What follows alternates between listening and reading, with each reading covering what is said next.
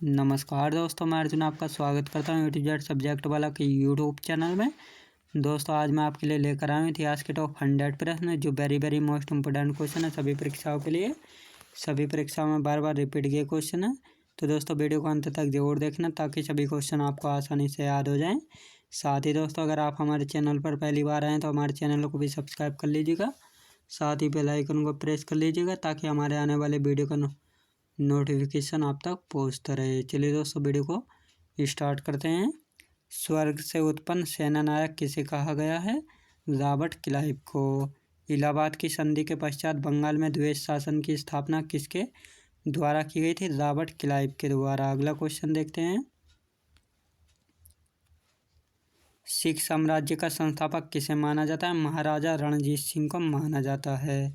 महाराजा रणजीत सिंह किस मिसल से संबंधित है? शुकर चकिया से। महाराजा रणजीत सिंह के राज्य की राजधानी कहाँ स्थित है? लाहौर में। महाराजा रणजीत सिंह ने सुप्रसिद्ध कोहिनूर हीरा किससे प्राप्त किया था? सांस सोजा से।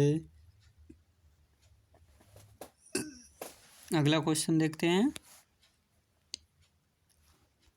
25 अप्रैल 1809 को अमृतसर की संधि किनके मध्य संपन्न हुई थी? महाराजा रणजीत सिंह तथा अंग्रेजों के मध्य है।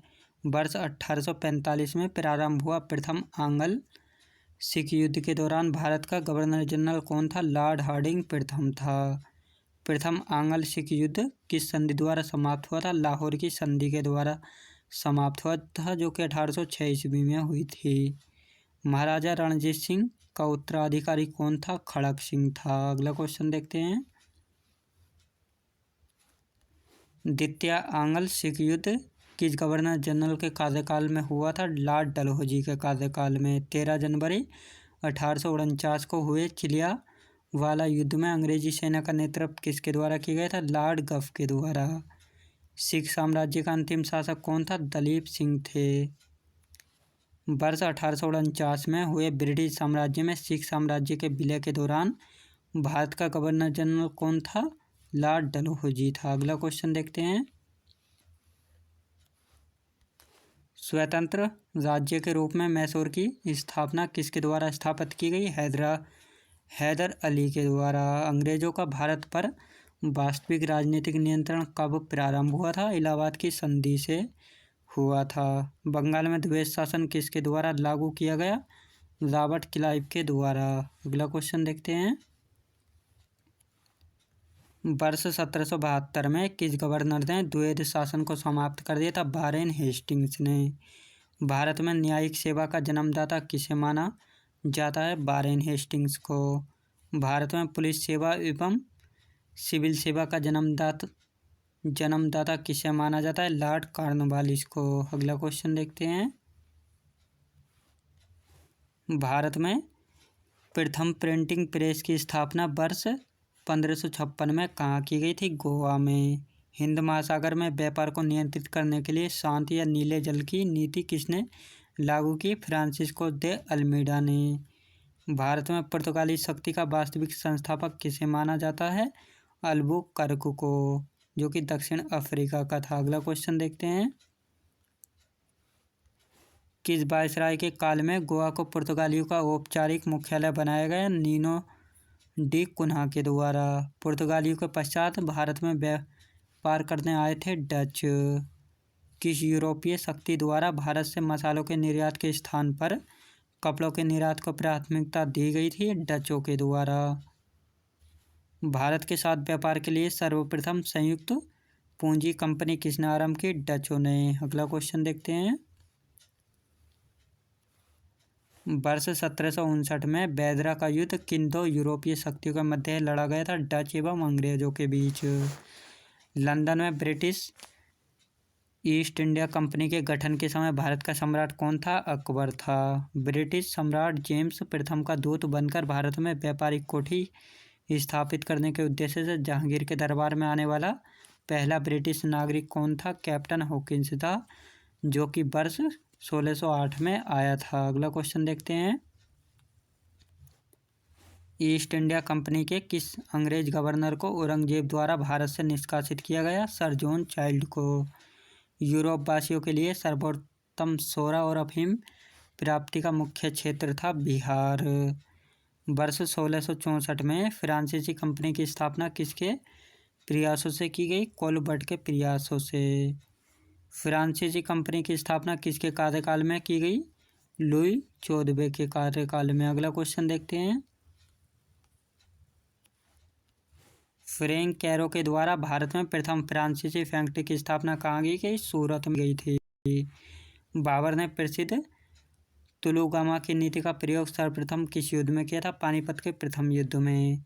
अंग्रेज दूत कैप्टन हॉकिंस एवं सर थॉमस रो किस मुगल बादशाह के दरबार में आए थे? जहांगीर के। अगला क्वेश्चन देखते हैं। कुब्बत उल इस्लाम मस्जिद का निर्माण किस मुस्लिम शासक ने कराया था? कुतुबुद्दीन ऐबक ने। किस गवर्नर जनरल ने अपने को बंगाल का शेर कहा था? लॉर्ड वेलेस्ली ने। साइमन कमीशन का वह कौन सा सदस्य था जो बाद में ब्रिटेन का प्रधानमंत्री बना? क्लीमेंट एटली था। मौर्य काल में शिक्षा का प्रमुख केंद्र था तक्षशिला। याद रखेंगे दोस्तों, तक्षशिला विश्वविद्यालय। अगला क्वेश्चन देखते हैं। किस मुगल शासक को आलमगीर कहा जाता था? औरंगजेब को। पटना को प्रांतीय राजधानी किसने बनाया था? शेरशाह सूरी ने। हर्षवर्धन की आत्मकथा किसने लिखी थी? बाणभट्ट ने लिखी थी। अकबर द्वारा बनाई गई श्रेष्ठतम इमारतें कहाँ पाई जाती हैं? फतेहपुर सीकरी में।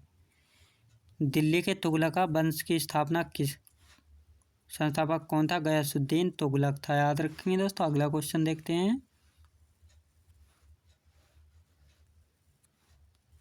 कौन सा विदेशी आक्रमणकारी कोहिनूर हीरा एवं मयूर सिंहासन लूटकर अपने साथ स्वदेश ले गया था? नादिर शाह ले गया था। मगध साम्राज्य की प्रथम राजधानी कौन सी थी? गिरिब्रज थी। किसके समय में कलकत्ता में प्रथम न्यायालय की स्थापना की गई थी? वारेन हेस्टिंग के समय में। राजा राम मोहन राय द्वारा ब्रह्म समाज की स्थापना कब की गई थी? 1828 ईस्वी में की गई थी। अगला क्वेश्चन देखते हैं। बाल गंगाधर तिलक को आधुनिक भारत का निर्माता किसने कहा था? महात्मा गांधी ने। हैदराबाद नगर की स्थापना किसने की थी? मोहम्मद कुली कुतुब शाह ने। ऋग्वेदिक आर्यों की भाषा क्या थी? संस्कृत भाषा थी।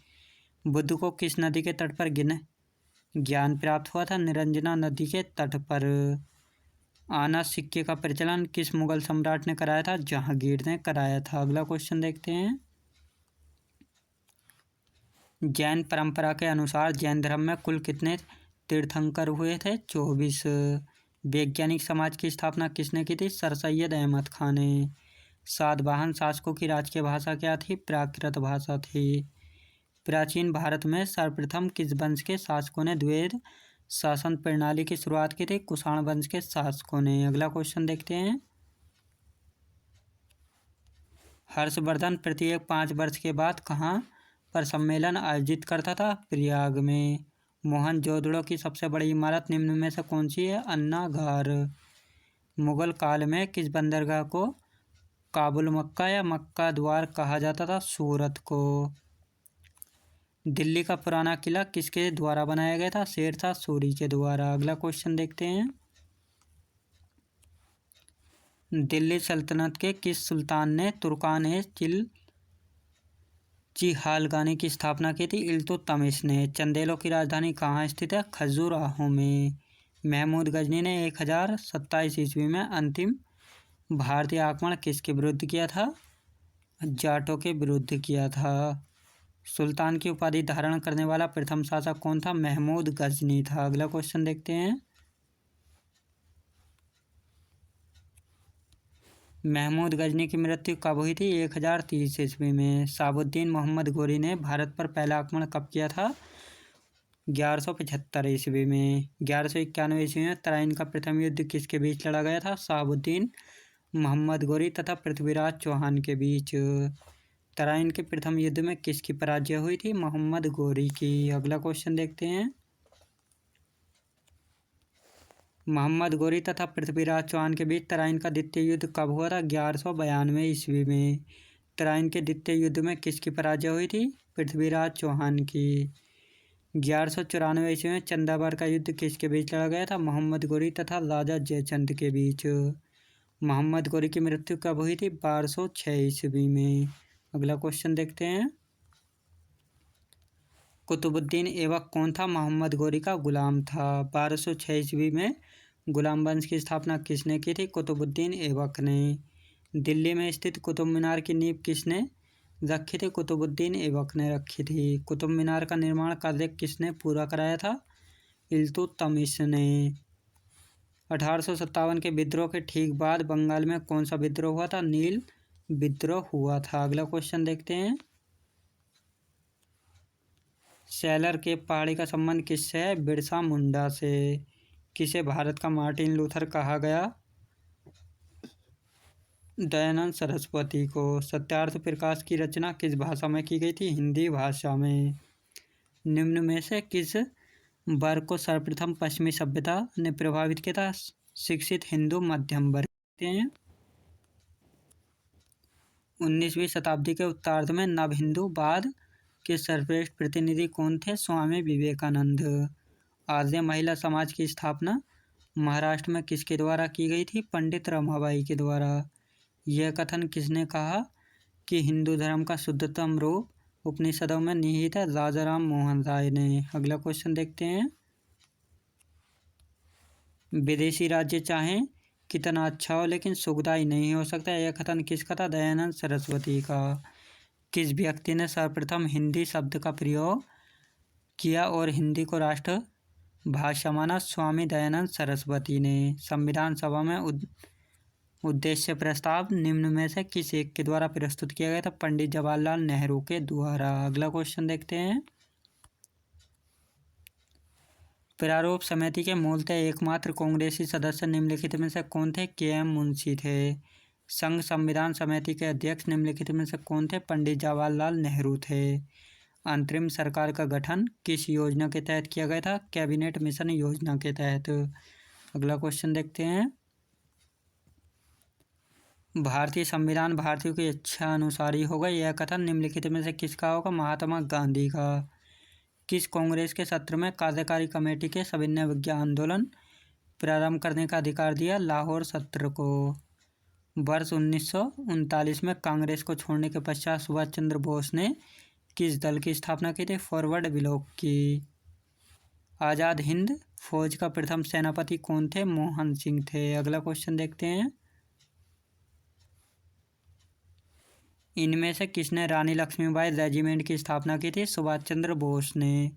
निम्नलिखित में से किसने 1945 में आज़ाद हिंद फौज की ओर से लाल किले के मुकदमे में पैरवी कर रहे वकीलों की अध्यक्षता की थी? भोला भाई देसाई ने। भारतीय स्वतंत्रता संग्राम संघर्ष के दौरान निम्नलिखित में से किसने दे फ्री इंडियन लीजन नामक सेना बनाई थी? सुभाष चंद्र बोस ने। दोस्तों मैं उम्मीद करता हूँ आपका वीडियो क्वालिटी कंटेंट वगैरह सभी कुछ आपको पसंद आया होगा। पसंद आया हो तो लाइक शेयर और सब्सक्राइब करना बिल्कुल भी ना भूलें। साथ ही दोस्तों अगर आप हमारे चैनल पर पहली बार हैं तो हमारे चैनल को भी सब्सक्राइब कर लीजिएगा। साथ ही बेल आइकन को प्रेस कर लीजिएगा ताकि हमारे आने वाले वीडियो का नोटिफिकेशन आप तक पहुँचता रहे। चलिए दोस्तों मिलते हैं नेक्स्ट वीडियो में।